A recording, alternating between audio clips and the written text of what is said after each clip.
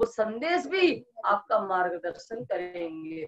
तो वो जो कुरान के माध्यम से हमारे लिए संदेश पूर्ण ब्रह्म परमात्मा ने भेजा, वो कुरान के अनेकों पढ़ने वाले, कुरान के बड़े बड़े ज्ञाता भी उस रहस्य को नहीं समझ सकते हैं, न उसको अपना सकते हैं, पर वो किनको खुलेंगे? वो तुम्हें खुलेंगे। और इस संसार में बैठ करके उस पूर्ण ब्रह्म परमात्मा ने आपके ऊपर अपार इस तरह से कृपा की है। फिर स्वामी जी कह रहे हैं सुंदर साथ को कि इन अपार कृपा को याद करते हुए सुंदर साथ जी याद करो, अगर हमें औरंगजेब बादशाह को पैगाम देने जाना पड़े और उसमें भी हमें भेष बदल करके जाना पड़े, तो हमें डरने की बात नहीं है, क्योंकि सदगुरु देवचंद जी महाराज ने पहले ही हमें बता दिया था कि ये भेष भाषा में कुछ भी नहीं रखा है, ये इनको निर्मूल कर दिया था उनने। और ये हम जब बादशाह को पैगाम देने जाएंगे तो बादशाह हमारा कुछ भी नहीं बिगाड़ पाएगा, क्योंकि परमात्मा की अपार कृपा हमारे ऊपर है। सुंदर साथ जी स्वामी जी ने फिर याद दिलाया, अगर पैगाम देते समय, परमात्मा का संदेश देते समय, परमात्मा का धर्म कार्य करते हुए अगर हमें बादशाह या उनके अधिकारी मार भी डाले तो हमें मरने से भी नहीं डरना चाहिए, क्योंकि हमारी परात्म मूल मिलावा में अपने धानी के चरणों में बैठी है, तो हम मर करके भी तो वहां जागृत होंगे, इसलिए हमें मरने का भी भय नहीं है। सुंदर साथ जी सब अपने मन में विचार दृढ़ कर लो कि किसी भी परिस्थिति में हम पीछे नहीं हटेंगे और हम पैगाम देंगे। पर सुंदर साथ जी फिर भी आप अपने अपने विचारों को हमें बताइए कि आपके अंदर क्या क्या, जिसको जो सूझ रहा हो, जो समझ में आ रहा हो, वो अपने विचार प्रकट करिए, क्योंकि फिर कल फिर यह नहीं कहना कि हमसे किसी ने पूछा नहीं है। सब अपने अपने भाव प्रकट करो, उसी के अनुसार हम औरंगजेब बादशाह को संदेश दे करके ये कार्य करेंगे।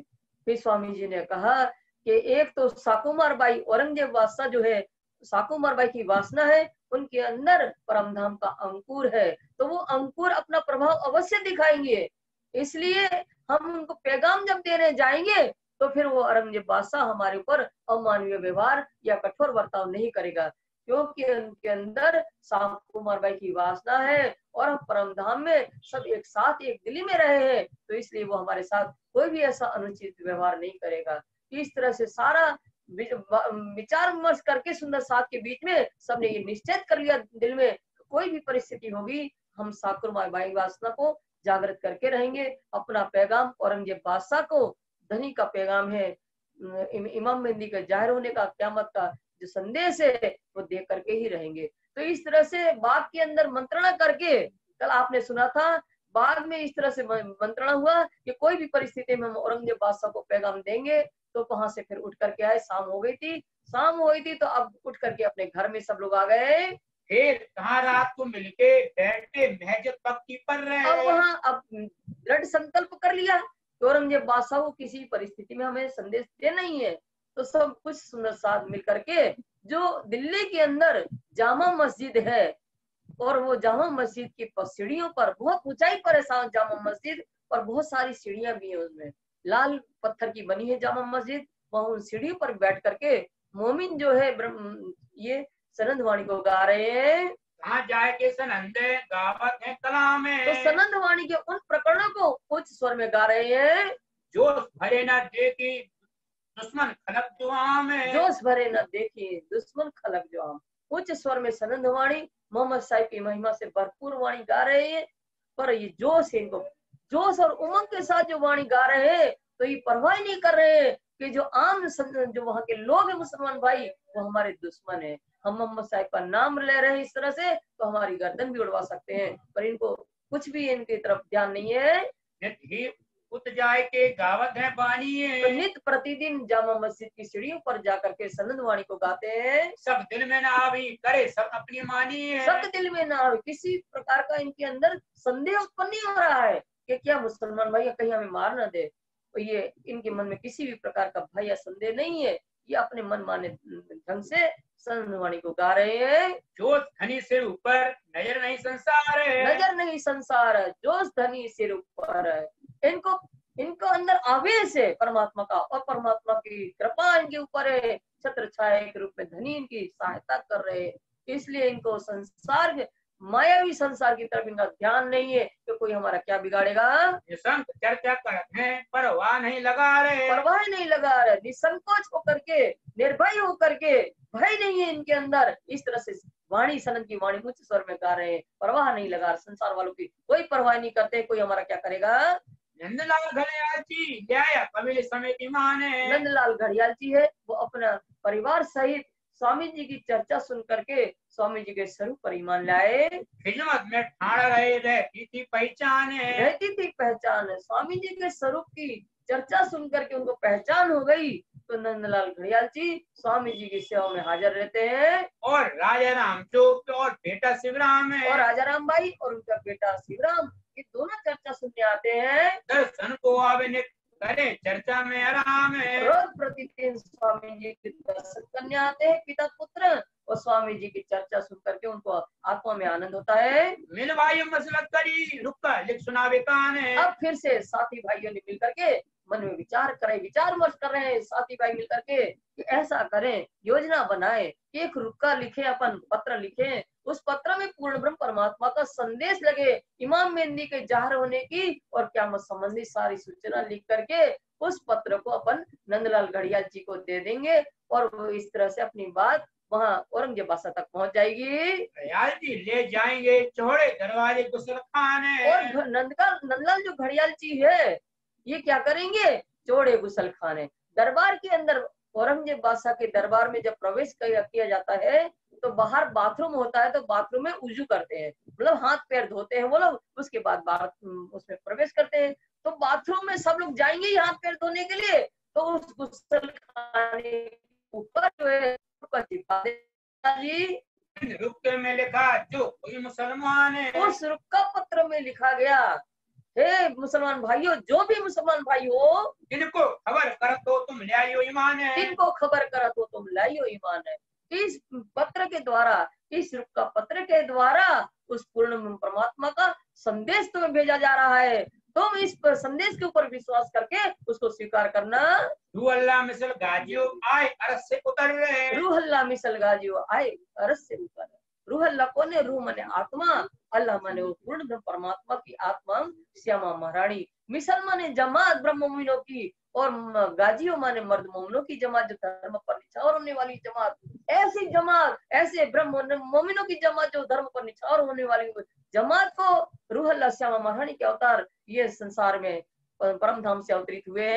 सोलेन के शामिल आए अपने वादे पर। और रसूल मोहम्मद साहब ने भी वादा किया था कि ये मोमिन जब आएंगे तो उनके साथ मैं भी आऊंगा, तो अपने वादे के अनुसार वो भी इन मोमिनों के साथ आ गए हैं। और अशराफिल और आया जोश जबरान आए संग। और अशराफिल जागृत बुद्धि का फिरस्ता, और जोश जो है राजी महाराज का आवेश का फिरस्ता, जो अजाज जबराइल जो है राजी महाराज का आवेश का फिरस्ता, वो दोनों भी इनके साथ में आ गए हैं। उतरे अरस अजीम से खुद खसम के अंग। सो उतरे अरस अजीम से खुद खसम के अंग। खसम हमारे धनी धामदुल्ला अशराफिल पूर्ण परमात्मा के ही अंग है। कौन, जबराइल और अशराफिल, ये दोनों राजी महाराज के ही अंग है, उनके साथ परमधाम से अवतरित हुए। सुन सावचेत होइयो जिन करो गफलत। सुन सावचेत होइयो जिन करो गफलत है। उस पत्र में लिखा, रुक्का पत्र में, हे मुसलमान भाइयों, इस पत्र के माध्यम से हम इमाम मेहंदी के जाहिर होने का संदेश आपको दे रहे हैं, इसको पढ़ करके और सावधान हो जाना, सतर्क हो जाना, जिन करो गफलत, फिर से अज्ञानता में नहीं पड़े रहना, न लापरवाही करना, जागृत हो जाओ। जो कौल तुम सो किया था सो आया फर्दा रोज क्यामत है। जो कौल तुम सो किया था सो आया फर्दा रोज क्यामत है। जो कौल कब किया था, जब मोहम्मद साहब मेराज में गए थे, और उस समय परमात्मा परवरदिगार ने कहा था कि मैं कल के दिन आऊंगा, क्यामत के समय कल के दिन आऊंगा। तो कल का दिन मोहम्मद ने अपने यारों से कहा कि खुदा कब आएंगे, तो कल के दिन आएंगे। तो कल का दिन क्या है, फर्दा रोज, कुरान के अंदर फर्दा रोज करके कहा गया है, वही कल का दिन क्यामत का समय है। इन स्वयं इन रुक्के को जो बैठे इन दरबार। और फिर उस पत्र में लिख दिया कि बगैर सुने बगैर पढ़े इस रुक्के पत्र को, और जो दरबार औरंगजेब के दरबार में प्रवेश करेगा, इनको लानत खुदाई की पहुंचे ना परवरदिगार। ऐसे व्यक्ति को जो बगैर पढ़े अंदर प्रवेश करेगा, उसको खुदा की लानत, उसको फटकार लगेगी, और फिर पहुंचे न परवरदिगार। वो परवरदिगार जो पूर्ण ब्रह्म परमात्मा है, उनके चरणों तक कभी नहीं पहुंच पाएगा। हम अपने सिर का उतारत है फर्ज। और उस पत्र में लिख दिया कि इस तरह से पत्र के माध्यम से परमात्मा का संदेश देकर के हम अपने शरीर का जो दायित्व है हम को जागृत करने का वो पूरा कर रहे हैं। सो हमको ढूंढ लीजिए जाप होए गरज छे। सो हमको ढूंढ लीजिए। उसमें और भी लिख दिया कि इससे और अधिक जानकारी चाहिए इमाम मेहदी और क़यामत के संबंध में, वो हमें खोज लें।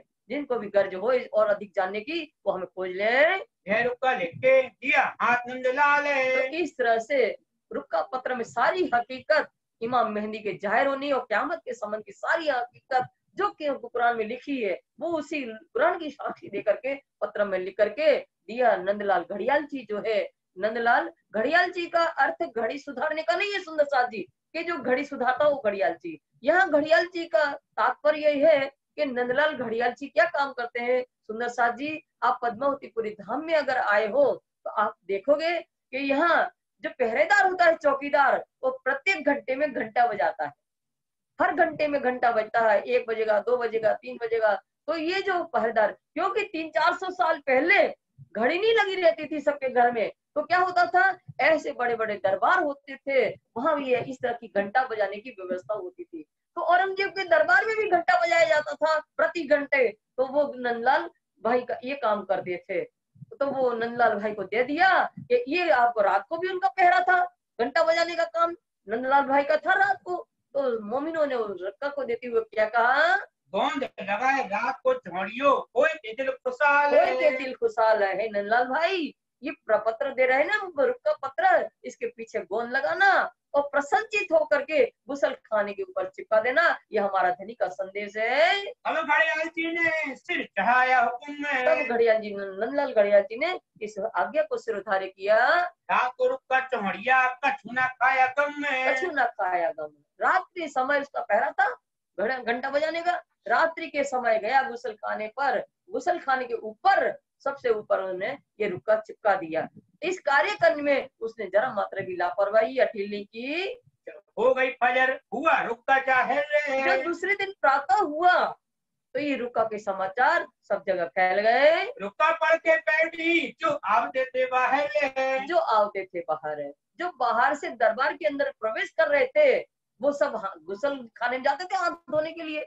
तो वो देखा हमने, रुक्का पढ़ा, क्योंकि उसमें लिखा है कि जो अगर पढ़े जाएगा उसमें उसको खुदा की लानत लगेगी, वो परवरदिगार के चरणों में नहीं पहुंच पाएगा। तो जो भी जा रहे हैं दरबार के अंदर वो पढ़ते जा रहे हैं, पढ़ते फिर अंदर प्रवेश कर रहे हैं। क्यों पढ़ते पढ़ते पढ़ते दिन हुआ पहर एक। इस तरह से रुक्का को पढ़ते पढ़ते एक पोहर दिन व्यतीत हो गया, अर्थात 3 घंटा का समय व्यतीत हो गया।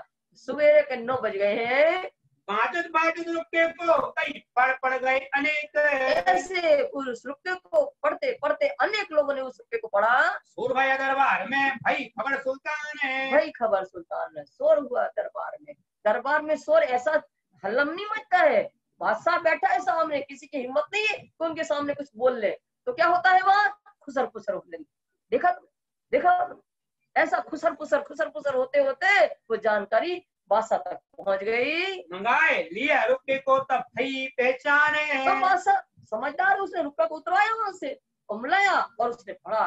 तो उन वचनों की भी पहचान हो गई जो रुक्का में लिखा है, और उन वचनों की भी पहचान हो गई कि ये काम शेख सलेमान का है, शेख सलेमान ने नहीं लिया है रुक्का इनका, तब इस तरह से रुक्का आया है। इसकी भी पहचान औरंगजेब बादशाह को हो गई। हिकमत शेख सलेमान की रुक्का पहुंचावा जब। हिकमत शेख सलेमान की रुक्का पहुंचावा जब। शेख सलेमान की सेवा, हिकमत माने सेवा कार्य, ये एक सेवा कार्य था शेख सलेमान का कि लोगों से प्रार्थना पत्र ले और औरंगजेब बादशाह तक पहुंचाए। ये सेवा कार्य शेख सलेमान का है। गुस्सा किया सुल्तान ने सलेमान पर तब ये इस तरह से रुक्का आने से तो समझ गए सब कुछ बात कि ये रुक्का इस तरह से क्यों आया।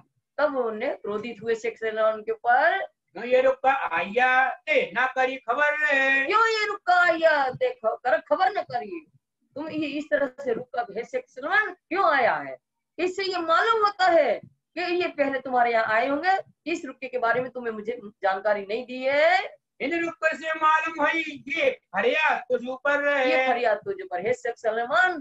इस रुक्का से इस तरह से रुक्का आया, उससे ये मालूम हो रहा है कि ये रुक्का जो है तुम्हारे विरुद्ध फरियाद है। पहले तेरे घर में भटक रहे हैं जब, पहले तुम्हारे घर में भटक रहे हैं जब। औरंगजेब बादशाह ही थे भारत का, वो समझदार है, वो समझ गया कि ये जो प्रार्थी है जिनने रुक्का चिपकाया है, ये तुम्हारे घर पहले भटक चुके हैं अपना पैगाम देने के लिए। जब तुमने इनकी बात नहीं सुनी तब इस तरह से इन्हें रुक्का चिपकाया है। और मोमिन गए थे, लालदास और गोवर्धन भाई दोनों गए थे शेख सलीम गमान के पास। उन्होंने कहा आज मिलाएंगे, कल मिलाएंगे, ऐसे टालता रहा, 2 महीना तक भटकाता रहा। फिर एक दिन तो कह दिया कि इस हिंदू वेश में तो मिलेंगे ही, मुसलमान भेष लेकर के आओ। तो दोनों ने कहा कि इसका तो झूठा लगता है मतलब। तो इस तरह से पहले जा चुके हैं और इन्हें नहीं सुना, तब इस तरह से पत्र चढ़ चिपकाया गया।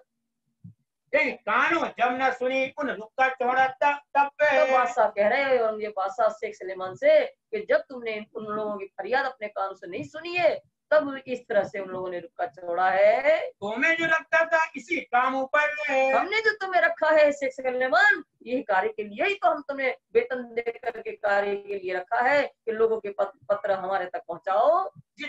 जिन इत्माम को करे सब कीजिए खबर, सब कीजिए खबर। जिन इत्माम माने प्रबंध, इत्माम का अर्थ होता है प्रबंध। इस रुक्का लेने के कार्य में की प्रबंध में तुम लापरवाही नहीं करना, मुझको देव खबर। सारे रुक्के जितने भी आते हैं उनकी जानकारी हमारे तक पहुंचाओ। दूर करो खिदमत से है नहीं कामिल, दूर करो खिदमत से। इसको इस शेख सलेमान को हटा दो यहाँ से, इस सेवा कार्य से मुक्त करो यहाँ से। ये कोई भी ये कार्य करने का कामिल नहीं है, योग्य नहीं है इस कार्य के लिए। बोल दे मन को काढ़िया इनमें नहीं अकल,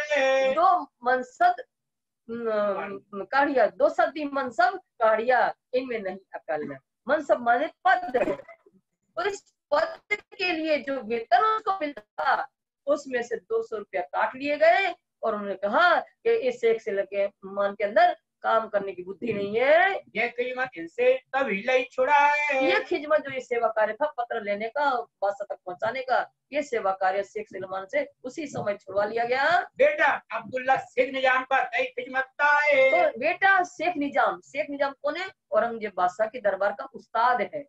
तो औरंगजेब बादशाह के दरबार का उस्ताद शेख निजाम के बेटा जो अब्दुल्ला है उनको ये सेवा कार्य सौंप दिया गया। ढिंढोरा ये फिराइया जो होए जो कोई फरियाद है, ढिंढोरा जो फिराइया होए जो कोई फरियाद है। औरंगजेब बादशाह ने दूसरे दिन पूरे शहर में ढिंढोरा फिरवा दिया कि कोई भी फरियादू हो वो मैं नमाज के लिए जाऊंगा, मैं जाऊं जुम्मे नमाज को आए हाजिर होवे सोए। मैं जुम्मा के दिन नमाज पढ़ने के लिए निकलूंगा, उस समय जो भी फरियाद हो वो वहाँ हमारे सामने उपस्थित हो। जब निकला जुम्मे नमाज को खड़ा अब्दुल्ला आए। जब औरंगजेब बादशाह अपने महल से जुम्मा की नमाज पढ़ने के लिए जब निकले तो अब्दुल्ला वहाँ खड़ा हो गया मार्ग में और सबके रुक्का लेते जा रहा है। रुक्के जो फरियाद के सबके लेता जाए, जितने भी फरियादों के रुक्के थे, प्रार्थना पत्र थे, अब्दुल्ला सबके लेते जा रहे हैं। खड़ा सब देखा फरियादू अनेक, और बादशाह स्वयं खड़ा देख रहा है। अनेक फरियाद करने वाले वहाँ लोग आए अपना पत्र लेकर के। लाल निर्मल दास ले गए अपना रुक्का एक, और फरियाद करने वालों में लालदास और निर्मल दास भी एक अपना रुक्का लेकर के अब्दुल्ला के और बढ़े। रुक्का लेते वक्त अपना दिया इनने, जब उनको रुक्का सबका ले रहा था अब्दुल्ला तो इनने भी अपना रुक्का दिया। लालदास और निर्मल दास ने उनका रुक्का ले लिया गया। पर रुक्का हाथ डालिया ले न सुनो कानन ने, ये न सुनो कानन ने। रुक्का लेकर के अब्दुल्ला ने बदमाशी करी। बदमाशी क्या करी? ये रुक्का जो है ये मोमिनों की हकीकत इसमें लिखी है, इमाम मेहदी की जाहिर होने की बात इसमें लिखी है, इसको हमें छिपाना है। ये उसने फाड़ डाला, ये रुक्का फाड़ के ले डाला बीचे में, और रुक्का फाड़ के अब्दुल्ला ने क्या किया? जेब में डाल दिया। अगर वो नीचे डालता कागज के टुकड़े तो वो बादशाह देख लेता, इसलिए उन्होंने क्या किया? अपने जेब में रख लिया। यह तो बात मोमिन की करनी है मोहे गैब, ये तो बात मोमिन की करनी है मोहे गैब। अब्दुल्ला कह रहा है ये तो मोमिनों की बात ये है कि मोमिन जो है ये इमाम मेहदी का पैगाम लेकर के आए हैं, इसलिए ये पैगाम को हमें छिपाना है, बादशाह तक नहीं पहुंचने देना है। इसलिए गैब माने छिपाना, तो इसलिए हमें उनके तक नहीं पहुंचना, इसलिए उसने फाड़ के अपने जेब में रख लिया। बहुत पुकारे मोमिन ने क्यों ये न सुने कान है, बहुत पुकारे मोमिन, लालदास निर्मल दास बहुत पुकारे, अब्दुल्ला तुम ये क्यों कर रहे हैं ऐसा? बहुत चिल्लाए पर उसने नहीं सुना। ये हमारे वास्ते खड़ा है सुल्तान है। और दोनों ने कहा, निर्मल दास ने और लालदास ने, शेख अब्दुल्ला ये बादशाह है ना खड़ा है, हमारे लिए ही खड़ा है। छोड़ने वाले हम हैं, ऊपर है कुशल खान है। और गुसल खाने के ऊपर रुक्का चिपकाने वाले हम ही है। उससे हम वास्ते किया ऊपर सलेमान ए है। अब्दुल्ला, शेख सलेमान के ऊपर जो गुस्से हुए ना, उनको सेवा कार्य से निकाल दिया, वो हमारे कारण ही गुस्सा किए था। जो तुम ऐसा करे तो डरते नहीं खुदा जो है। तुम ऐसा करो तो डरते नहीं खुदा है। अब्दुल्ला से कह रहे हैं लालदास निर्मल दास कि तुम ये रुक्का फाड़ने जैसा ऐसा अनुचित व्यवहार क्यों कर रहे हो? तुम परमात्मा का संदेश फाड़ते हुए तुम खुदा से डरते नहीं हो। दिल मोहर आंख ऊपर क्यों अकल आवेगता है। दिल मोहर आंख और दिल ऊपर, तो ये क्यों अकल आवेगता है? वो कुरान में ऐसे ही लोगों के लिए तो आंख और दिल पर मोहर लगी है, अज्ञानता की मोहर लगी है, इसलिए न सत्य वस्तु देख सकते हैं, न सत्य ज्ञान के हृदय में धारण हो सकता है, इसलिए इनके पास बुद्धि सत्य बुद्धि कैसे आ सकती है? एक दो तीर लगे चले घोड़े पीछे घसीटे। एक दो तीर लगे चले घोड़े तक पीछे घसीट। तीर माने सुंदर साथ जी, वो धनुष बाण में से तीर छूटता है ना, वो तीर नहीं। तीर का अर्थ यहाँ ये है सुंदर साथ जी, फल्लांग तक, 2-3 फल्लांग तक ये दोनों लोग जो थे निर्मल दास लालदास जी घोड़े के पीछे, अब्दुल्ला घोड़े के पीछे घसीटते हुए गए। विचार किया मोमिनो, ये बात न सुने नहीं पे। तो ये दोनों ने मिलकर के विचार कर रहे हैं लालदास निर्मल दास, ये निर्दयी लोग हमारी बात नहीं सुनेंगे। ये खबर श्री रात को लिख के भेजी कुत्ते। तो ये रुक्का पहुंचाने की जो सारी जानकारी कि किस तरह हम लोग गए वहां, कैसे हमने ये कार्य किया, सारी हकीकत पत्र में लिख करके स्वामी जी के पास भेज रहे हैं। हम पैगाम पहुंचाने कमी करी ना तित्ते। कमी करी न थी हे धनी, हमने आपका संदेश पहुंचाने के लिए कोई भी किसी भी प्रकार की कमी नहीं की है। और हमें तो क्या करें, बहुत बड़ा दज्जाल और है। हे धनी, हम इतनी क्या करें, हम यहाँ क्या कर सकते हैं? थोड़ा बड़ा दज्जाल, दज्जाल जो आसुरवती वाले को साम्राज्य है यहाँ, मुसलमान का साम्राज्य, इसलिए हम कुछ नहीं कर पा रहे हैं। बात हमारी ना सुने, सब बड़े पर दज्जाल के हाल इसलिए है। हमारी कोई बात सुनने को तैयार नहीं है, सब दज्जाल कल्लू के वसीभूत है, इसलिए हमारा संदेश नहीं सुन पा रहे हैं। जिन भाग हम गए सब लिख। इस पर हम गए, हम कौन? लालदास महाराज कह रहे, लालदास महाराज कह रहे कि हम और निर्मल दास जिस प्रकार ये रुक्का देने के लिए बादशाह के पास गए, और वहाँ क्या क्या हमारे साथ घटित हुआ, सारी हकीकत वहाँ उस पत्र में लिख करके स्वामी जी के पास भेज रहे हैं। पर हम इनको न छोड़ी, तुम सिर पर खड़े हो हक से। तुम सिर पर खड़े हुआ का पत्र में लिख रहे हैं लालदास जी और निर्मल दास जी, हे धनी, अब हम इस तरह से औरंगजेब बादशाह को नहीं छोड़ेंगे, अब इनको पैगाम देकर के ही रहेंगे, क्योंकि आप हमारे सिर पर खड़े हो, सतर्क हो हमारे सिर पर, हमारी छत्र छाया के लिए हमें किसी की कोई परवाह नहीं है। एक लड़ाई हमारी अब देखियो श्री राज। पत्र में लिख रहे हैं, हे धनी, अब हमारी एक लड़ाई और देखना, धर्म पर बलिदान होने वाला जो संघर्ष है, धनी आप हमारा और देख लेना, हम कैसे इनके साथ जीतते हैं। हुकुम तुम्हारे से करें, पैगाम का हम काज हे है। धनी, आपके आज्ञा के अनुसार ही परमात्मा का संदेश देने का काम औरंगजेब बादशाह तक ये हम करेंगे आपकी आज्ञा से। अब हम लड़ने जाते हैं, तुम रहियो होशियार है। अब हम औरंगजेब बादशाह या उनके अधिकारी से धर्म संघर्ष करने जा रहे हैं, हे धनी आप सतर्क रहिएगा। तुम सिर पर हमारे खड़े समर्थ परवरदिगार हे है। धनी आप सामर्थ्यवान हमारे धनी, हमारे सिर पर हमारी सहायता के लिए खड़े हो, हम क्यों डरे, हमें कोई बात की फिक्र नहीं है। ये क्या करे हमको, हम ग्रह तुम्हारे कदम ये में। बादशाह या उनके जो राज्य अधिकारी है या क्या पकड़ लेंगे, हम ग्रह तुम्हारे कदम, हे धनी हमने आपके चरणों को पकड़ लिया है, हमने आपके चरणों का आश्रय ले लिया है, इसलिए कोई हमारा कुछ नहीं बिगाड़ सकता है। जो भी धनी के चरण का आश्रय लेता है, संसार में भी मायावी, संसार में भी जिसने भी धनी के चरणों का आश्रय लिया, ये माया भी संसार की कोई भी ताकत उसका कुछ नहीं बिगाड़ सकती है। तो इनको हम मारा कोई हटे ना पीछे दम में। इसलिए हे धनी अब इनको ज्ञान से हम औरंगजेब बादशाह के अधिकारी को परास्त कर देंगे, और हमारे में से एक क्षण के लिए भी कोई पीछे नहीं हटेगा इस कार्य के लिए। यह पाती लेके गई भाई कांजी के साथ। तो इस तरह से जोश पूरा पत्र लिख करके लालदास निर्मल दास ने कांजी भाई के हाथ में दिया कि जाओ धनी को पहुंचाओ। कांजी जाए के पहुंचिया, गई पाती हाथ। तो कांजी भाई पत्र लेकर के स्वामी जी के पास पहुंचा, और स्वामी जी को ये पत्र जो मोमिनों का था दे दिया। श्री राजपादी लिख के भेजा तुरंत जवाब है। राजपाती लिख के भेजा तुरंत जवाब। स्वामी जी ने वो पत्र को पढ़ा, और पत्र पढ़ करके तुरंत जवाब लिख करके कांजी भाई के हाथ से पत्र वापस दे दिया। तुम्हें अगले न होइयो, मैं आवक हूँ सितावे। उस पत्र में लिखा स्वामी जी ने, हे मोमिन है सुंदर साथ जी, आप उतावली से कोई भी कार्य नहीं करना, मैं शीघ्र ही वहाँ आ रहा हूँ, फिर अपन विचार विमर्श करके फिर अपन ये काम करेंगे। वो मिलाप करके तुम कीजो यह काम है। हम अपन मिल करके विचार विमर्श करेंगे, फिर आप औरंगजेब बादशाह को संदेश देने का जो कार्य है उसको करना है। फिर बैठे मसलत करें एक जगह इंसान में, और ये फिर से सुंदर साथ बैठे एकत्रित एक जगह और फिर विचार विमर्श कर रहे हैं औरंगजेब बादशाह को पैगाम देने के लिए अपन क्या करेंगे।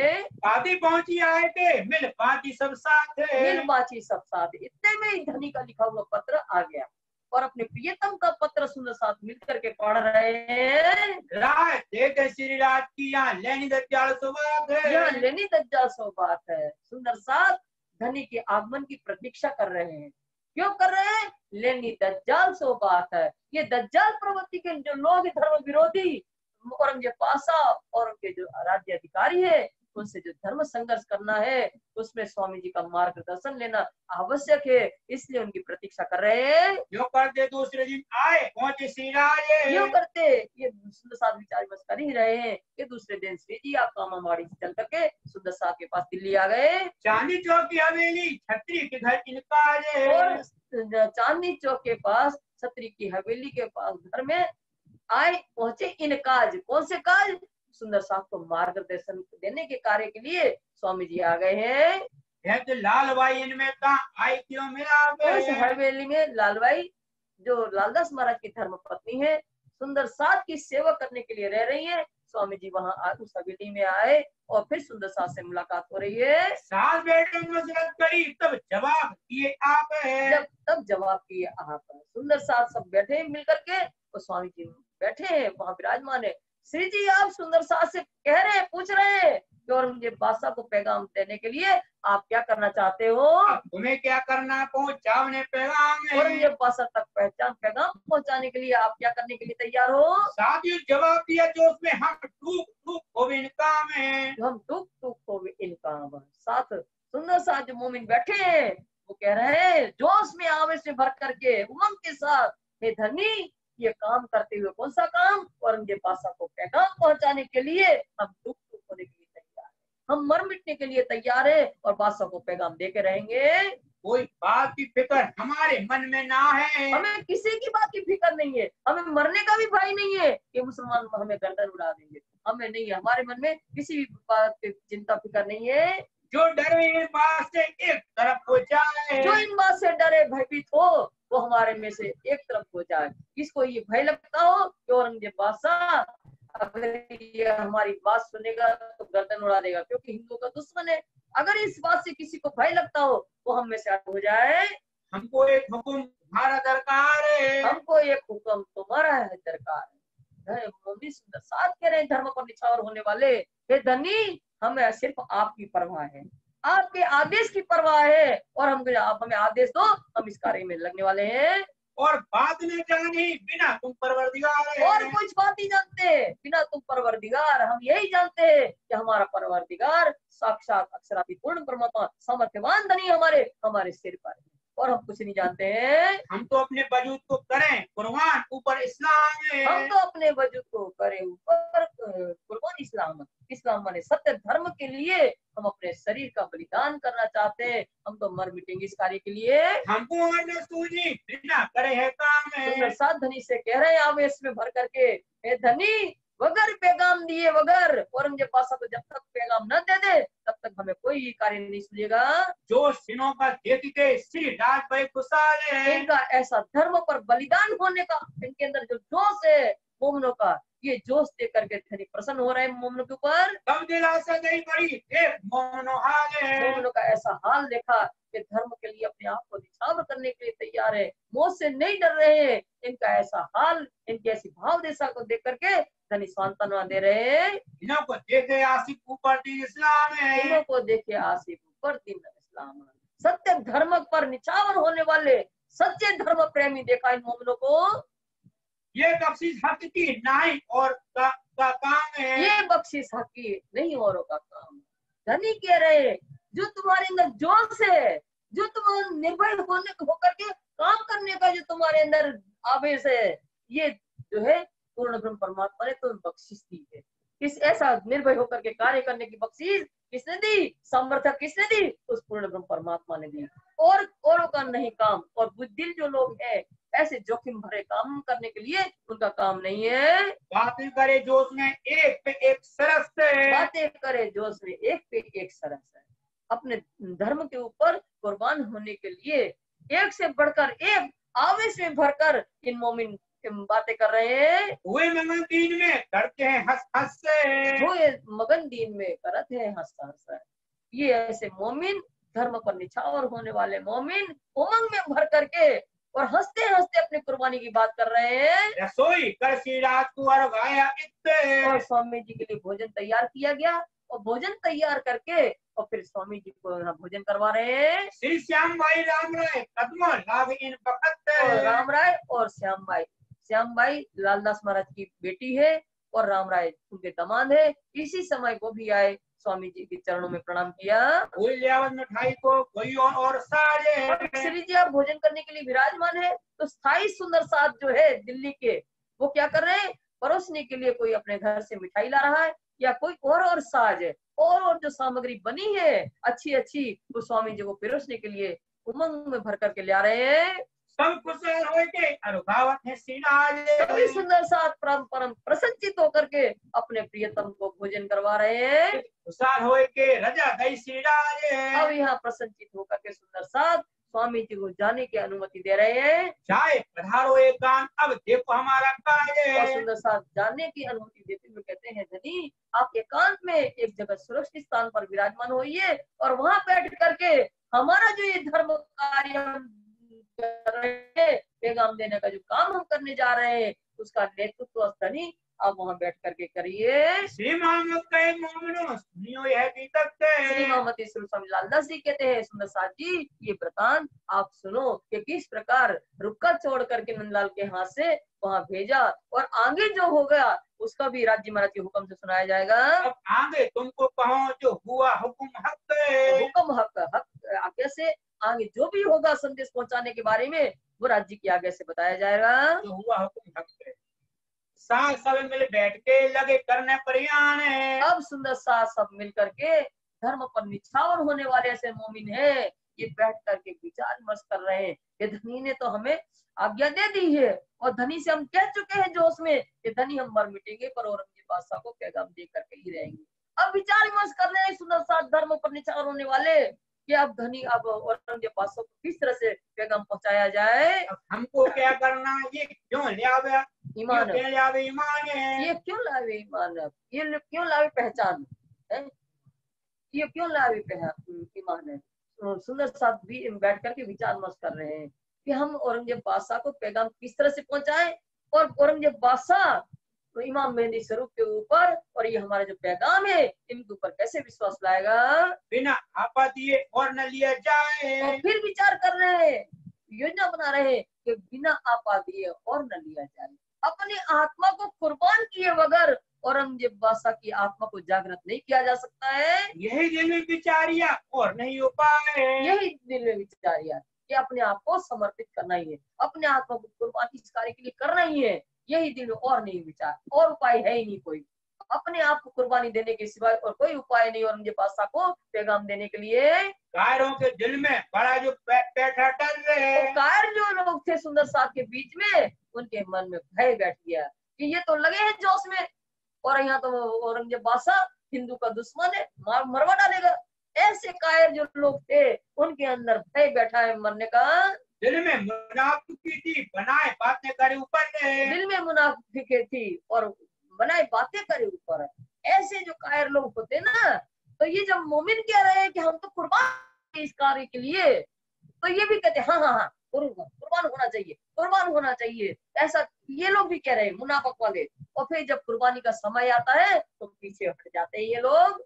एक आशिक इन बात के आगे धरे कदम में, एक आशिक इन बात के आगे धरे कदम, एक ऐसे आशिक माने धर्म प्रेमी जो धर्म पर निछावर होने वाले आशिक है, वो एक आशिक तरफ है कि जोखिम पूर्ण कार्य करने के लिए आगे से आगे कदम बढ़ा रहे हैं। पीछे खड़े रहने वाले सौंपी अपनी आत्म में, पीछे खड़े रहने वाले सौंपी अपनी आत्म में। और जो ऐसे धर्म पर निछावर होने वाले जो मोमिन सुंदर साथ है, उनके पीछे उनका सहयोग देने के लिए, उनका उत्साहवर्धन करने के लिए जो पीछे जो सुंदर साथ और भी खड़े हैं, उन्होंने भी इस कार्य की अपनी आत्मा सौंप दी है। एक आशिक इन भाग के तन मन दिया बारे, और एक आशिक इन भाग के स्वामी लालदास जी कहते हैं कि एक सच्चे धर्म प्रेमी वो भी है जो धर्म पर कुर्बान होने वाले, कि जिन्होंने इस धर्म कार्य के लिए अपना तन मन धन सब कुछ अर्पण कर दिया। कुर्बानी ये सुनते ऊपर परवरदिगार है, और कुर्बानी ये सुनते ऊपर परवरदिगार, परवरदिगार के ऊपर, धर्म के ऊपर परवरदिगार का पैगाम पहुंचाने के लिए अपने आप को कुर्बान कर दिया। एक लक्ष्मण इनमें और शेख बदल रहे, तो ऐसे 12 मोमिन जो धर्म के ऊपर निछावर होने वाले, धर्म के सच्चे आशिक है, ऐसे धर्म के सच्चे आशिक 12 मोमिन में एक लक्ष्मण सेठ जो लालदास स्वामी है और दूसरे मुसलमान भाई शेख बदल है, ये 12 मोमिनों में कुर्बान होने वाले हैं। सिताब करे पहुंचावने इनको न करे पड़े कल, इनको न पड़े कल, सिताब करे पहुंचाने। इनके मन में एक ही भावना है कि जल्दी से जल्दी औरंगजेब बादशाह के पास पैगाम पहुंचा दे, और ये कार्य किए बगैर इनको चैन नहीं पड़ रहा है। और मुल्ला कायम चाकर पैसों का, और मुल्ला कायम मुल्ला 12 मोमिनों में कायम मुल्ला भी है जो पैसा का चाकर है, जो पैसा के वास्ते इसने नौकरी की थी, फारसी भाषा का जानकार कायम मुल्ला है। इनको ऊपरी पहचान ये था नानिया फिरका, ये तो नानिया फिरका माने नानिया संप्रदाय का मानने वाला था कायम मुल्ला, और ये इनको ऊपरी पहचान थी, स्वामी जी के स्वरूप की पहचान नहीं थी। ये तो पैसा के लिए काम करने आया था, पर 12 मोमिनों में वो भी समर्पित हो रहा है। भीम भाई रहे, सूरत के महाजर रहे, और 12 मोमिनों में शामिल होने वाले भीम भाई सूरत के रहने वाले जो महाजर की उपाधि से सुशोभित हुए थे, जो धर्म के लिए अपना परिवार छोड़ करके चल दिए थे, छोड़ कबीले संग रहे, फिदा इस्लाम पर अपना परिवार छोड़ करके स्वामी जी के साथ चल दिए थे, और ऐसे सत्य धर्म पर निछावर है। भाई स्वामी जी खंबात से आए मिले थे कितने, और 12 मोमिनों में अपने आत्मा को कुर्बान करने के लिए स्वामी जी भाई खंबात के रहने वाले हैं, और ये भी स्वामी जी से मिलने दिल्ली आए इस समय। घर इनके खंबात में है कुर्बान पर कुर्बान बखत। अब इनके घर परिवार कहाँ है? खंबात के रहने वाले खंबात में है। पर इस आड़े समय में 12 मोमिनों जब कुर्बान होने के लिए जा रहे, 12 मोमिनों में ये भी स्वामी भाई भी है। नागरी सूरत से चले छोड़ कबीला खास है, छोड़ कबीला खास, विशेष रूप से अपना परिवार को छोड़ करके नागजी भाई सूरत के रहने वाले जिनका नाम गरीबदास है, ये भी 12 मोमिनों में शामिल है। इनको सिर्फ धामधनी बिना और न दिल में आस है, इनको धामधनी की सेवा और न दिल में आस है। इनको तो धामधनी की सेवा, धामधनी के ऊपर निछावर इनके चरणों में, और कोई मायावी संसार की कोई आशा नहीं है। खिमाई बुंदेलखंड से आया ले ईमान है, खिमाई भाई बुंदेलखंड के रहने वाले हैं, स्वामी जी के सर को पूर्ण विश्वास लेकर के वो भी 12 मोमिनों में शामिल है। खिदमत करी तन धन से पूरी वही पहचान है, स्वामी जी के सर की जब पूर्ण पहचान हो गई तो तन और मन से धन से हिमाई भाई ने उनकी सेवा किया। दयाराम दिल्ली में भाई मान लिए जो से, ईमान लिए जो से। दयाराम भाई दिल्ली के रहने वाले सुंदर साहब है, इनका जो ईमान परमात्मा के प्रति है तो जोश पूर्ण ईमान है इनके लिए। सेवा खिदमत में रहे कब मुनाफी फरामोश है, हमेशा दयाराम भाई क्या करते, स्वामी जी की सेवा में तत्पर हाजिर रहते, कभी भी कोई भी सेवा कार्य में लापरवाही या ढील नहीं करते हैं। चिंतामण ठट्टे मैंने ले आया थे ईमान है, और चिंतामणि भाई ठट्ठा नगर के रहने वाले हैं, स्वामी जी के ज्ञान चर्चा, ज्ञान का प्रभाव दे करके स्वामी जी के स्वरूप पर ईमान लाए थे। खिदमत करी तन धन से पूरी वही पहचान है, और स्वामी जी के स्वरूप की जब ज्ञान देख करके, ज्ञान से प्रभावित होकर के पहचान हुई थी ये तो धाम के धनी है, तो उन्होंने उनको पहचान करके और उन्हें सेवा की है तन मन धन से। चंचल बड़े ईमान से रहे खिदमत में होशियार है, और चंचल भाई भी दिल्ली के रहने वाले हैं, बड़े ईमान परमात्मा का स्वरूप का विश्वास लाए थे, और धन वो भी सेवा में हाजिर रहते हैं। आज कबीला छोड़ के मिला परवरदिगार है, चंचल भाई कुटुंब परिवार की आशा को छोड़ करके धनी के साथ सुंदर साहब में मिल गए सेवा करने के लिए। यही 12 मोमिनों में है दुकान अपनी, यह जो गंगाराम है, और गंगाराम भाई 12 भाई रहने वाले दिल्ली के, गंगाराम भाई दुकान में अपना काम करते हैं, ये भी 12 मोमिन में शामिल है। ईमान से खिदमत करें सेवा के काम है, और ईमान से ये तो हमारे धनी है, ऐसा विश्वास, पूर्ण विश्वास के साथ धनी की सेवा करते हैं। बनारसी वही करें, ताजा ले आया ईमान तो है। बनारसी भाई भी दिल्ली के रहने वाले और उगाही ना काम करते हैं, उगाही का काम करते हैं। जैसे किसी मुनीम के घर पर नौकरी करते हैं, मुनीमगिरी का काम करते हैं सेठ साहूकार क्या, तो उनका जो पैसा उधार पे होता है, ब्याज पे होता है या उधारी का होता है, तो उगाही का काम करते हैं। तो ये जो है उगाही का काम करते हैं, ताजा ताजा नए नए सुंदर साथ बने थे अभी। ये भी 12 मोमिन में शामिल है। आया ये खिदमत में कर धनी की पहचान और है। धनी की पहचान करके ये तो धाम का धनी है, ऐसा पहचान करके वो भी सेवा में आए। और साथ बहुत है, कोई ईमान कोई मुनाफिक है। और साथ बहुत है, कोई ईमान कोई मुनाफा। ये 12 मोमिन के अतिरिक्त भी अन्य को सुंदर साथ है, कोई ईमान कोई मुनाफा है। कई ऐसे साथी हैं कि जिनको धनी के ऊपर पूर्ण विश्वास है और किसी का विश्वास मात्र दिखावा मात्र है, ऐसे लोग भी हैं। तो ये परियान को पहुंचाने पैगाम हक है। अब 12 मोमिन बैठ गए बयान करने के लिए, मंत्रणा करने के लिए। तो औरंगजेब बादशाह को पैगाम किस तरह से पहुंचाया जाए, आपस में मसला करी जाए, जुम्मे में तो आपस में विचार विमर्श करके फिर योजना बनाई। अपन ऐसा करें कि जुम्मा के दिन जामा मस्जिद की सीढ़ियों पर बैठ करके सनदवाणी गाएंगे, क्योंकि जुम्मा के दिन, जुम्मा अर्थात शुक्रवार की जब नमाज होती है तो अधिक संख्या में मुसलमान भाई आते हैं, तो अपनी बात पहुंच जाएगी। कहाँ जाए सनंदे पढ़िए सिफत जो मोहम्मद तो के। वहां जाकर के जुम्मा के दिन, शुक्रवार के दिन जामा मस्जिद की सीढ़ी पर बैठ करके सनद पढ़ेंगे। कौन सी सनद पढ़ेंगे? सिफत जो मोहम्मद अलैहिस्सलाम है, जो मोहम्मद साहिब की महिमा से भरपूर, बिना एक मोहम्मद की जो सनद है, उस वाणी को अपन ऊंचे स्वर में गाएंगे। तब पुकार आपस में पढ़े सुनेगा सुल्तान है। तब आप पुकार आपस में पढ़े सुनेगा सुल्तान है। तब जब हम उच्च स्वर में सनद वाणी मोहम्मद साहिब की महिमा से भरपूर वो वाणी पढ़ेंगे, तो ये वाणी को सुन करके आपस में मुसलमान भाई चर्चा करेंगे। जब आपस में चर्चा करेंगे मुसलमान भाई इस वाणी के संबंध में, तो ये धीरे धीरे ये जानकारी औरंगजेब बादशाह तक पहुंच जाएगी। तो हमको बुलावेगा तब पैगाम सुनावेगा। जब फिर बादशाह हमें बुलाएगा तो फिर हम उनको अपना संदेश जो है बादशाह को सुना देंगे।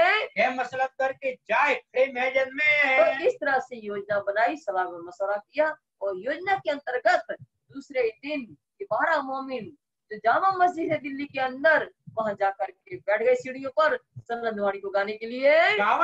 जोश में आशिक होने से सच्चे धर्म प्रेमी है, धर्म के ऊपर निछावर होने के लिए, इसलिए किसी की परवाह किए बगैर कि मुसलमान भाई हम मार भी डाल सकते हैं, बगैर परवाह किए उच्च स्वर में, जोशीले स्वर में और सनदवाणी का गायन कर रहे हैं। इमाम जो महजिद का तिन्ने सुनी पुकारे। इमाम जो महजिद का तिन्ने सुनी पुकार।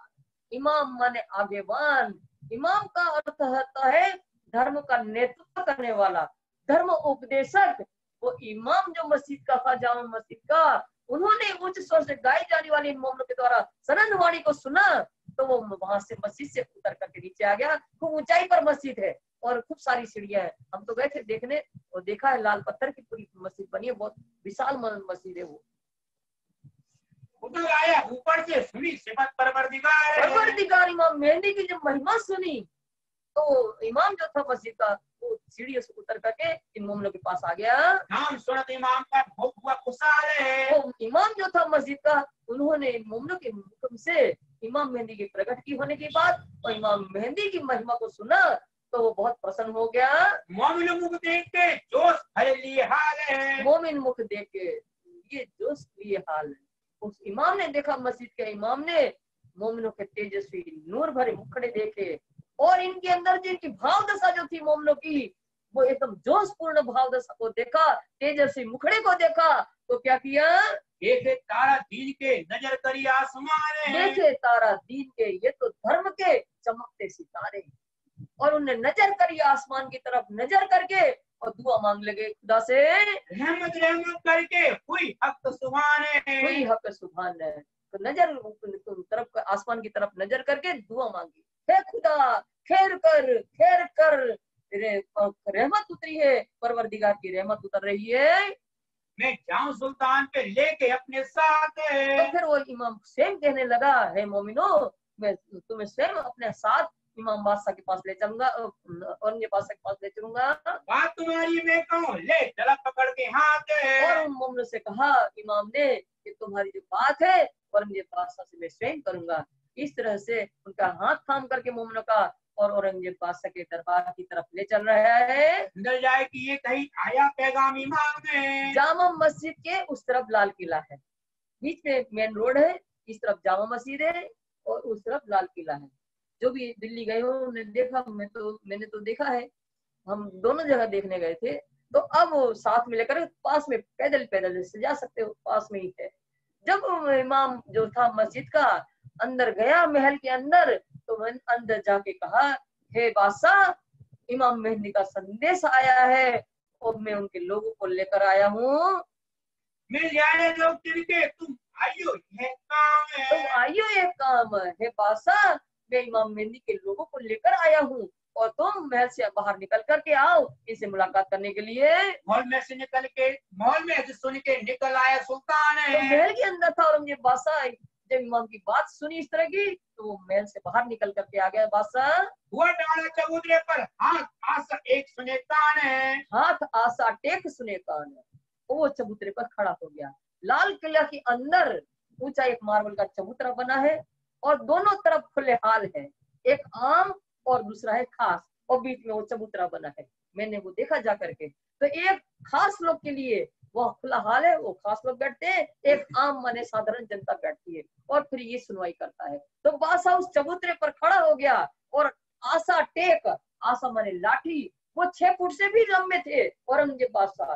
तो लाठी का टेक, लंबी लाठी थी, उसको टेक करके और फिर बादशाह इन मोमिनों के ध्यान से बात सुन रहे हैं। मोमिन तले चबूतरे खड़े जाए निकट। तो मोमिन जो थे 12 मोमिन चबूतरा के अति निकट पास में ही जा करके खड़े हैं। जो लिखा लोगों फूज में और भाई खटपट, जो लिखा लोगों फूज में और भाई खटपट है। लोगों फूज माने भविष्य पटल में इस घटना के बारे में भविष्यवाणी के रूप में भविष्य पटल में जैसा लिखा था उसके अनुसार ये मोमिन कार्य कर रहे थे। और वो भाई खटपट, जो दरबार के अंदर जो लोग थे वो ये सब देख करके उनमें खटपट हो रही है। तब पूछा सुल्तान ने, इशारा सो आए। तब सुल्तान ने पूछा, सुल्तान खड़ा चबूतरे पर, नीचे मोमिन खड़े 12, तो उनसे इशारे से पूछे अपने आने का उद्देश्य बताइए। अब बोले तो मोमिन कलमा जुबान चलाए। तब मोमिन बोले कलमा जुबान चलाए। पहली बार जीत लिया, पहला बार मोमिनों ने जीत लिया। अगर वहां जाकर के कोई और बात करते, इमाम मेहदी का संदेश सुनाने की या कोई भी बात करते, तो मोमिन हार जाते। वो कुछ भी कर सकता था इनके साथ में। मोमिनों ने पहला बार उन्होंने कहा, स्वामी जी बड़ी पत्री में आएगा ये बात कि तुमने पहली चोट बचा ली जब तुम दरबार में गए थे, ये पहली चोट। मोमिनों ने सीधा मुख से कलमा पढ़ करके सुना दिया, ला इलाहा इल्लल्लाह मोहम्मद रसूलुल्लाह। ये बादशाह इस कलमे का रहस्य भी हम जानते हैं। फिर इशारत करी सुल्तान ने, क्या मतलब है तुम में? फिर इशारत करी सुल्तान ने, फिर संकेत से इशारा किया कि आपका आने का उद्देश्य क्या है, हम बताइए।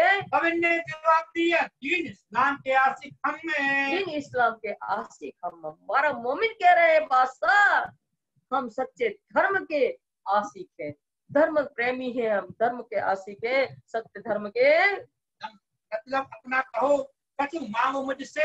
तो फिर बादशाह कहते हैं कि आप हमारे यहाँ आए हो तो अपने आने का उद्देश्य बताइए और मुझसे कुछ मांग कर लीजिए। एक बात और मांगा तो रूबरू बातें करे तुमसे। मोमिन कहते हैं बादशाह, हम आपसे एक ही बात मांगते हैं, हम और आप आमने सामने बैठ करके एकांत में आपसे ज्ञान चर्चा करना चाहते हैं। हमारी बातों में आवे न कोई दरमियान है। हमारी बातों में आवे न कोई दरमियान है। बादशाह, हम और आप जब धर्म चर्चा करेंगे इस दरमियान दूसरा कोई नहीं आना चाहिए। पूछो सुनो तुम हमसे और न सुनावे कान है। और न सुनावे कान है। बादशाह, आप जो भी हमसे प्रश्न पूछेंगे उसके उत्तर आप हमसे सुनिए, पर हम अपनी बात, हम अपने धर्म की बात जो है आपके कोई भी राज्य अधिकारी को सुनाना नहीं चाहते हैं।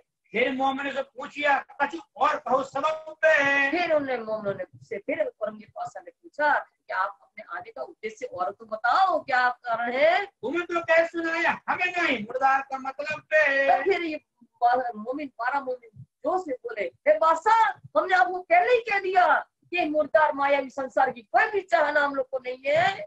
आशा लेके चुमिया 3 बेर सुल्तान है। जब इनका जोश देखा और इनको कोई लालच ही नहीं देखा बादशाह ने कि इनके अंदर कोई भी लालच नहीं है, जब बार बार कह रहे हैं कि कुछ मांगो कुछ मांगो, जोश इनके अंदर, तो जो आशा थी हाथ में वो 3 बार बार चुमा उसने। तब मोमिन बोले जोश में हम चौड़ा रुका सुनाया काने। तब मोमिन ने देखा कि बादशाह के व्यवहार में नम्रता आई है। जो बादशाह हिंदू का मुख देखना नहीं चाहता है, आज वो हमारे तो हमको देख करके, हमारा जोश को देख करके 3 बार आशा को चूम रहा है। तब मोमिन जोश से बोले, हे बादशाह, तुम्हारे तक परमात्मा का संदेश पहुंचाने के लिए हमने गुसल खाने में रुक्का छोड़ने वाले हम हैं। मातन पर तुम और बादशाह एक बार और सुनो, तुम्हारे 5 अधिकारियों के पास 5 रुक्का तुम्हारे तक संदेश पहुंचाने के लिए ही तुम्हारे खातिर ही भेजे हैं। एक काजी शेख निजाम पर और रजवी खान पर है। एक काजी शेख इस्लाम, दूसरा शेख निजाम, तीसरा रिजवी खान दीवान तुम्हारा है। इन तीनों पर 3 रुपए भेजे हैं। और सीधी पोलाद पर नालिया आकिल खान है। और चौथा सीधी पोलाद जो तुम्हारा कोतवाल है ना, उनके पास भेजा। और न लिया आकिल खान। और हे बादशाह, तुम्हारा जो आकिल खान मौलवी है ना, इनको पढ़े होने का गुमान है, इसलिए गुमान में आकर के परमात्मा के संदेश को ठुकराया है। उसने लेने से इनकार कर दिया। सब तुम्हारे वास्ते सुनो, तुम सुल्तान है। बादशाह, ये सब 5 ऊपर तुम्हारे अधिकारी को लड़ुआ भेजा ना, तुम्हारे खातिर ही कि तुम हमारे इमाम मेहदी स्वरूप का तुम पैगाम सुन लो, इसलिए तुम्हारे पास भेजा है। अब बादशाह, तुम हमारी बात ध्यान से सुनो। ये तो खड़े शेख सलेमान कांपे, आगे खड़ा सुल्तान के पास खड़ा शेख सलेमान जो है भय से कांप रहा है, कहीं ये हमारी शिकायत न कर दे। चलिए मेरी बात को अब सुनावे और सुनावे जिन मेरी बात को। ये ऐसा न कि मोमिन जो है अब हमारी भी शिकायत कर दे, क्योंकि इनके घर 2 बार फिर चुके थे, इन्हें मना किया, तो ये हमारी शिकायत न कर दे। भय के कारण थर कांप रहा है। पूजा सुल्तान है तुम पे किताब है। तब औरंगजेब बादशाह ने मोमिनों से पूछा कि आपके पास कोई धर्म ग्रंथ है क्या? कभी नहीं यारों का, हम मंगावे किताब है। तब मोमिनों ने कहा कि हम अभी शीघ्र ही मंगवाते हैं आपके पास। फिर सुल्तान ने कहा कुछ मांगा तो तुमने। फिर औरंगजेब बादशाह ने कहा कि आप हमारे दरबार में आए हो, कुछ तो मांगो, क्या मांगते हो? क्या मांगे? दीन मोहम्मदी और न चाहे हमें। तो फिर मोमिनों ने जोश में कहा है, बादशाह, हम मांगते दीन मोहम्मदी, आखिरी मोहम्मद स्वामी जी प्राणनाथ जी इमाम मेहदी के अवतार है, उनके दिन को चाहने वाले हैं, और हम कुछ भी नहीं चाहते, उन्हीं के धर्म के ऊपर हम आपसे चर्चा करना चाहते हैं। मोमिन बोले अपने जोश में, डर दिल भय सुल्तान है। मोमिन जोश में भर करके बोल रहे हैं इस तरह से, तो जिस बादशाह से सारी दुनिया डरती है, और मोमिनों की ऐसी बात जोशपूर्ण सुन करके बादशाह औरंगजेब भयभीत हो रहा मन ही मन। और दूर खड़े सब कांपत, सुन सखत कलाम दरमियान है। सुन सखत कलाम दरमियान है। और दूर जो औरंगजेब बादशाह के जो कर्मचारी थे ना, दूर खड़े खड़े ये देख रहे थे। सुन सखत कलाम दरमियान, इनके दरमियान औरंगजेब बादशाह और मोमिनों के दरमियान जो सखत कलाम, सखत वचन से इस तरह से वार्तालाप हो रहा था, इसको सुन करके उनके कर्मचारी कांप रहे हैं। एक में 10 तन एक खिलके, 2 तन मुसलमान है। इनमें 10 तन एक खिलके, 10 तन माने 10 शरीर, तन जो है एक खिलके माने एक संप्रदाय हिंदू जाति के थे, और 2 तन जो थे वो मुसलमान जाति के थे। पहचान लिया दरबारियों ने, अरे ये तो गंगाराम है, इनकी तो कौन है दिल्ली में, और ये तो शेख बदल, ये तो मुसलमान है, पहचान लिया। तो हिंदू और मुसलमान एक साथ कैसे आ गए, ये संदेह उत्पन्न हो गया। तब इशारत करी, घर मचाओ पोलाद खान है। तब इशारत की बादशाह ने कि सीधी पोलाद के घर जो कोतवाल है उनके यहाँ पहुंचाओ, इनकी जानकारी लेने के लिए। तब मोहम्मद तुझे है आया गिरफ्तार है। मोमिन सशक्त हो गए, समझ गए कि अब कोतवाल के यहाँ जब पहुंच जाएंगे हम लोग को, तो कोतवाल प्रेम से तो नहीं पूछेगा ना, इसलिए वो गिरफ्तार माने शस्त्र सहित जो सैनिक होते हैं, शस्त्र को धारण किए हुए वो सिपाही आ गया और उनको सौंप दिया गया। इनने कहा कोतवाल को सुनो, यह विचार है। वो शस्त्रधारी जो सिपाही था, उन्होंने कोतवाल जो सीधी पोलाद है उनसे कहा कि इन लोगों जो आए हैं ना, ये 10 मुसलमान है, 10 हिंदू है, 2 मुसलमान, इनकी अच्छी तरह से जानकारी लो, कौन है। तब से आज दिन लो ऐसा सख्त न बोलिया कोई। तब से आज लो ऐसा सख्त न बोलिया कोई। दरबारी लोग कह रहे हैं आपस में कि जब से औरंगजेब बादशाह का शासन काल प्रारंभ हुआ है, तब से लेकर आज तक किसी की ऐसी हिम्मत नहीं है कि ऐसे सख्त वचन से बादशाह से बात कर सके। सुल्तान के मुंह पर ऐसा मजल न कहूं कोई। औरंगजेब बादशाह के मुंह पर इस तरह से सख्त वचन बोले, ऐसी तो किसी की हिम्मत नहीं है, कोई के अंदर साहस नहीं है। इन बातें करते करते कोई ना आया दृष्ट है। इन तीनों बातें करते कोई ना आया दृष्ट। मोमिन जो है जोश में भर करके बात तो कर रहे औरंगजेब बादशाह से, तो इनकी दृष्टि में कोई नहीं आया। अर्थात इनको न भय लगा, न कोई इनको ये लगा कि हमें कोई मार डालेगी या क्या होगा, हमारे साथ क्या व्यवहार होगा, ये कुछ भी इनकी दृष्टि में नहीं आया। इनकी बातें सुनते कांपा सारी सृष्टि। और उल्टा के इन मोमिनों की ऐसी बातें सुन करके जो वहाँ के दरबार लोग थे वो कांप रहे हैं। वो तो पीछा फिरा इशारा भाई सीधी बोला दे। और औरंगजेब बादशाह तो सबके इशारा करके वापस अपने महल में लौटा। और यहाँ कोतवाल जो था सीधी पुलाद, उनके संकेत किए कि इनकी जांच पड़ताल करो। तुम इनकी बातें सुनियो, पूछ देखो बुनियाद है। बुनियाद शुरू से लेकर, बुनियाद माने प्रारंभ से लेकर के ये कौन है, कहाँ से आए, इनका उद्देश्य क्या है, सारी जानकारी ले लो। इनको नीचे राखियो, खाने पीने की खिदमत और है। औरंगजेब बादशाह ने ये भी कहा, जो बादशाह हिंदुओं का मुख देखना नहीं चाहता है गर्दन उड़ा देता है। ऐसा बादशाह इन मोमिनों के जोश देख करके, धर्म पर कुर्बानी देख करके वो बादशाह कह रहा है कि इनको नीचे रखियो, इनको अच्छी प्रकार से रखना और खाने पीने की अच्छी व्यवस्था करना। इनकी दिलगीर होने न पावी मैं सौंपे तुमको और इत्ते। ये मोमिन जो है दुखी न होने पाए किसी प्रकार, हम तुम्हें सीधी पुलाद तुम्हें सौंप रहे हैं। इस समय दिल्ली में ने घर घर पड़ी इस समय दिल्ली में घर घर पड़ी खलबल है। ये नजर कैद मोमिन हो गए। ये समाचार सुन करके घर घर खलबली मच गई कि औरंगजेब बादशाह का निरंकुश राज्य है और पता नहीं इनके साथ क्या व्यवहार होगा। जिनके घर के संग थे जिन्हें भय बड़ा डर रहे। जिन्हें भया बड़ा डर, जिनके घर के संग थे 12 मोमिनों में, जिनके घर के लोग जो थे 12 मोमिन के अंतर्गत, उनके घर में बहुत भय होने लगा। भय के मारे कि अब हमारे जो गए 12 मोमिन में पता नहीं क्या होगा, इनको मार डालेगा कि क्या करेगा, तो भय हो गया। तो हो गया इनके घर में। दयाराम के घर में बड़ा जो हुआ सो रहे। और दयाराम भाई दिल्ली के रहने वाले, उनके घर में तो बहुत शोर मच गया। ये लोग भयभीत होकर के क्या कर रहे हैं, दयाराम के बदले हम मचावे और तो इन लोगों ने दरबार में कहलवा दिया कि हमारे दयाराम भाई को छोड़ दो, दयाराम के बदले हम कोई और व्यक्ति को आपको दे रहे हैं। खाने पीने की बात जो पूछाई कोतवाल से। और खाने पीने की व्यवस्था के लिए कोतवाल ने देखा सीधी पोलाद ने कि ये 2 मुसलमान है और 10 हिंदू है, तो खाने पीने की कैसी व्यवस्था आपकी की जाए, ये सब पूछवाया उनने।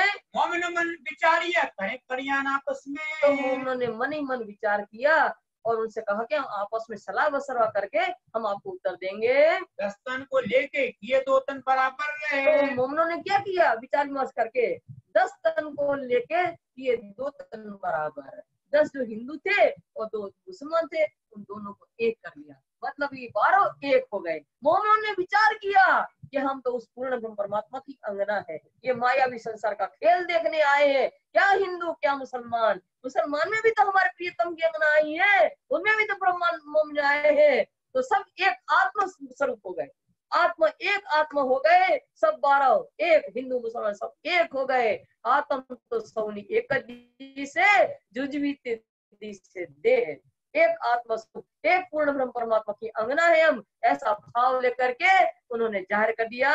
संजय के समय में ने कब जाहिर हुई खबर रहे। शाम के समय जब कोतवाल आए, उसने लगा कि क्या कैसी व्यवस्था करनी है, तो ये बात जाहिर कर दी है कि हम 12 लोग जो है एक हैं, इसलिए हमारे खाने पीने का प्रबंध जो है एक ही तरह का होना चाहिए, हमारे खाने पीने में भेदभाव नहीं है। ये खबर सुनी काजी ने, इन दूसरे शेख इस्लाम है। शेख इस्लाम जो काजी है, बादशाह के दरबार का काजी माने न्यायाधीश, न्याय करने वाला, जो काजी शेख इस्लाम है, उनने ये बात सुनी कोतवाल के द्वारा कि 12 मोमिन अलग अलग 2 जाति के हैं, फिर भी एक वेशभूषा एक ही खान पान की जब बात मांग की है इनने, ये बात काजी शेख इस्लाम ने दूसरे दिन सुनी। काफरों सुल्तान ने को सक ल्याय बीच ईमान है। काफरों सुल्तान के दिल लाए बीच ईमान है। जो काफिर कौन होते हैं, जो धर्म विरोधी, धर्म अविज्ञाकारी, जो धर्म को नहीं मानते वो काफिर होते हैं। ऐसे धर्म को न मानने वाले काफिर कौन है, औरंगजेब बादशाह के जो कर्मचारी है, जो धर्म विरोधी है, ऐसे लोगों ने क्या किया, जो औरंगजेब के बादशाह के मन में मोमिनों के प्रति जो विश्वास उत्पन्न हुआ था, वो विश्वास को उन लोगों ने हटा दिया। तुमको ऐसा ना चाहिए जो लोग बातों सुन पाने। तो ऐसे धर्म विरोधी लोग, उनके कर्मचारी थे शैतान प्रवृत्ति वाले, उन्होंने बादशाह से कहा हे बादशाह, आपको ऐसा नहीं चाहिए कि आप उनसे आमने सामने होकर के रूबरू होकर के बात करो। क्या जाने किसी फंद पर भेजे हो दुश्मन ने, क्या जाने किसी पंथ पर भेजे हो दुश्मन। कितने सारे राजा होते हैं, आपके दुश्मन है। पता नहीं कौन से राजा ने कौन सा षड्यंत्र रच करके इन लोगों को आपके पास भेजा हो षड्यंत्र रचने के लिए। तुम तीन से बातें क्यों करो रूबरू अपने तन में। इसलिए है बादशाह, आप इन लोगों से रूबरू होकर के आमने सामने बैठ करके बातें क्यों करते हो। तो छाओ बात गुलाम सो, मैं कहेगा आए तुमने। वो कहेगा आए तुम। उनके कर्मचारी कह रहे हैं बादशाह, आपके इतने सारे गुलाम है, इतने सारे सेवक है, उन सेवकों से इन लोगों से बात करवाओ। और फिर वो स्वयं ये इन लोगों के मन में क्या बात है वो सारी आपको जानकारी देंगे वो लोग। जब मालूम होएगा तब देखेंगे हम। जब इनके विचारों की हमें जानकारी मिलेगी इनके अंदर कपट होना है क्या है, तब फिर हम भी देख लेंगे। जो शाहजहां के अमल में कोई ऐसा लावे तूफान है, जो शाहजहां के अमल में ऐसा लावे तूफान है। औरंगजेब बादशाह से वो धर्म विरोधी लोग कर्मचारी है दज्जाल प्रवृत्ति के, वो कह रहे हैं औरंगजेब बादशाह से, बादशाह आपके पिता जो शाहजहां थे ना, उनके शासन काल में कोई ऐसी उड़नता दिखाता तो क्या करता। तो कभी मारे गर्दन और बात न सुने कान, तो तुरंत ही उसको गर्दन उड़ा देता। और फिर इनकी बात भी अपने कानून से नहीं सुनता ऐसे लोगों की। इनको तो रहे उम्मीद देखने को इमाम है। और औरंगजेब बादशाह के मन में तो चाहे ना थी इमाम मेहंदी के दर्शन करने की, इसलिए उनकी झूठी चुगली नहीं सुनी। इस बात चुगली ने सुनी, बात रद्द करी तमाम है। चुगली नहीं सुनी, उन लोगों की बात जो कह रहे थे भड़का रहे थे बादशाह को, उन बातों पर ध्यान नहीं दिया और सारी बात उनकी रद्द कर दी। रूबरू बात करने का मान लिया सुकून ने, पर रूबरू होकर भी आमने सामने बैठ करके नहीं बात करेंगे, क्योंकि हो सकता है उस समय राजा की बहुत दुश्मनी चला करती थी, तो हो सकता है किसी ने षड्यंत्र करके भी भेजा हो। तो रूबरू होने सामने सामने बैठ करके बात करने का हुक्म मान लिया। पाजी भेज के हकीकत पूछी मोमिन ने, और सीधी कोतवाल ने क्या किया, पाजी का पाजी भेज करके मोमिनों की जानकारी ले रहे। पाजी का पाजी कौन होता है, दुष्ट सिपाही। दुष्ट सिपाही जब पाजी का पाजी दुष्ट सिपाही मोमिनों की जब जानकारी लेता है तो प्रेम से तो पूछता नहीं है, तो क्या करता है, डंडे मारे जाते हैं। बोल कहां से आए थे तुम, क्या उद्देश्य से आए थे, डंडा मारा। तो मोमिनों को बहुत कष्ट हुआ उस समय। मोमिन जो इस बात को देख करके सतर्क हो गए।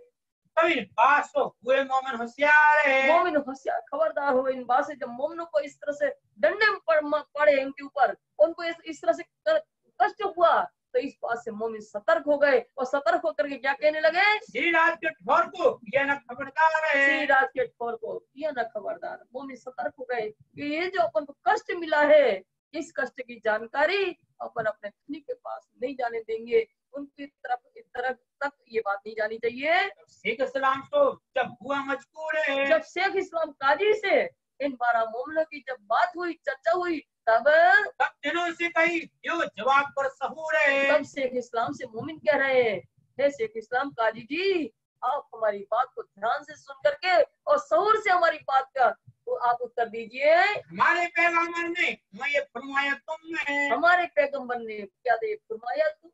हमारे पैगंबर अर्थात हमारा जो परमात्मा का संदेश लाने वाले मोमिन मोहम्मद साहब जो हमारे पैगंबर, उन कुरान के माध्यम से आपको यही उपदेश दिया है। ईसा कुरान में यो कहा जो दीजिए कसादा कुम में, जो दीजिए गुम हदीस है उसकी वाणी और कुरान हाफिज की वाणी है। इन दोनों को पढ़ने के बाद काजी शेख इस्लाम उसमें ऐसा ही आपने सीखा है कि जो मोहम्मद की राह पर चलने वाले, खुदा की राह पर चलने वाले, वो पैगंबर पर जो विश्वास लाए, उनको इस तरह से गुप्त रूप से इनको कसाला दिया जाए, कष्ट पहुंचाया जाए। जो खुदा और रसूल पर ले आया हो ईमान है, जो खुदा और उनके रसूल पैगंबर साहब जो उनका संदेश लाए, उनके प्रति जो विश्वास लाए, उनको इस तरह से कष्ट पहुंचाया जाए। पर कसाला पहुंचा सुनो कलमा कान है, और कलमा को कान से सुन करके क्या आपने यही सीखा है कि ऐसे लोगों को जो सत्य रास्ते पे चलते हो, धर्म के मार्ग पर चलने वाले हो, उनको कष्ट पहुंचाया जाए। सुनते ताजी रोइया हमारे पैगंबर का नाम है। ऐसी हृदय को स्पर्श करने वाली बात मोमिनों की सुन करके जो काजी शेख इस्लाम था, इन मोमिनों की बात को सुन करके रोने लगा और मन ही मन विचार करने लगा कि मोहम्मद साहब तो हमारे पैगंबर है और ये लोग कहते हैं हमारे पैगंबर है। खलास करके लगाए नेक काम है। तब खलास करके लगाए नेक काम। कहाँ से खलास किया? कोतवाल के यहाँ से मुक्त करवा दिया इनको। सीधी कोतवाल के यहाँ थे मोमिन, वहां से उनको मुक्त करवा करके नेक काम माने अच्छे काम में लगा लिया। अच्छा काम क्या है? अब इनके द्वारा कुरान के ऊपर चर्चा करवाएंगे। न हम काम का धन लिया, न कछु दिया छिनार है। अब 12 मोमिन कह रहे शेख इस्लाम से कि हमारे साथ इतना अमानवीय व्यवहार क्यों किया? ना तो हमने किसी की चोरी की है और ना ही हमने कोई चरित्रहीनता वाला कोई काम किया है। चोरी भी हम न करी, तुम्हें सत्य तुम खा फिर रहे हमने न किसी का धन लिया है, न चोरी भी नहीं की। फिर आपने ऐसा खार हमारे साथ ऐसा अमानवीय व्यवहार, ऐसा दुष्टतापूर्ण व्यवहार क्यों किया?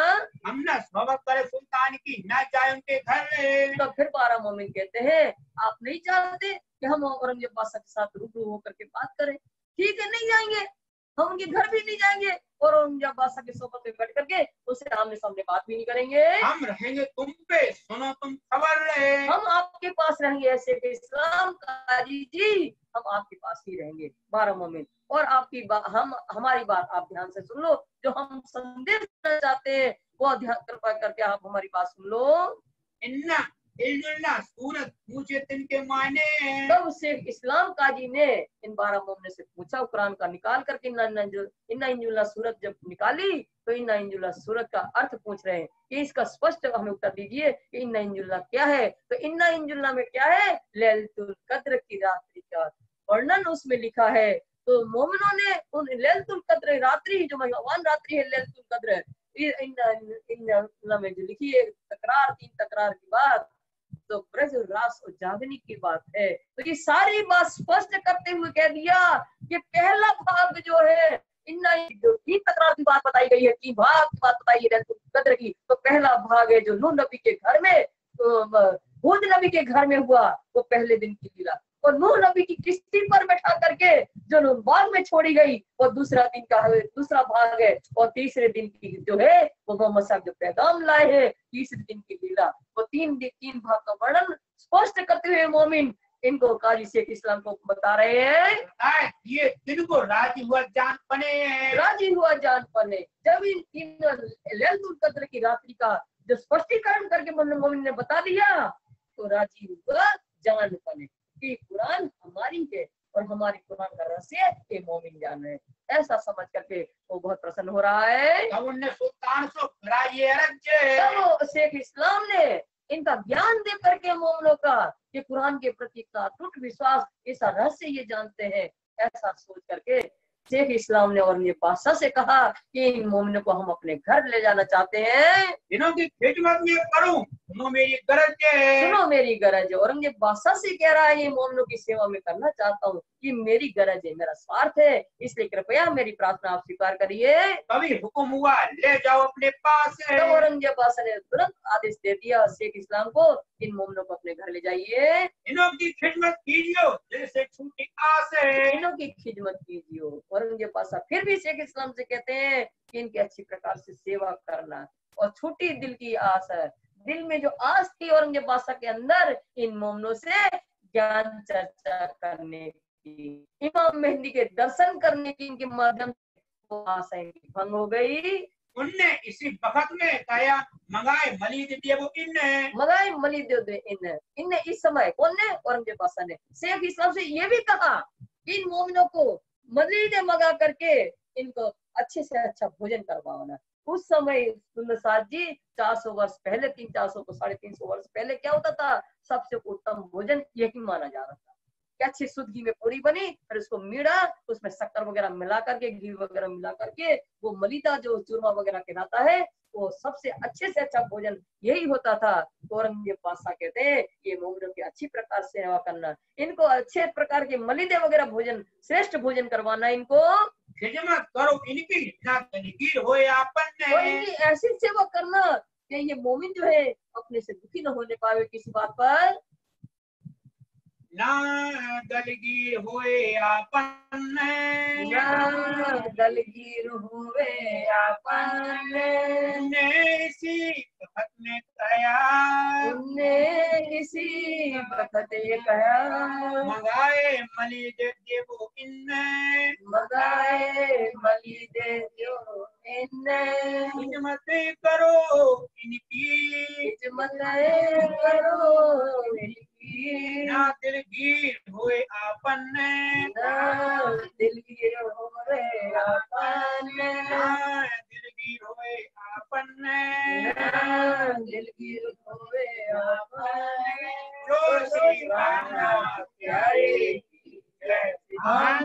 धनी की जय।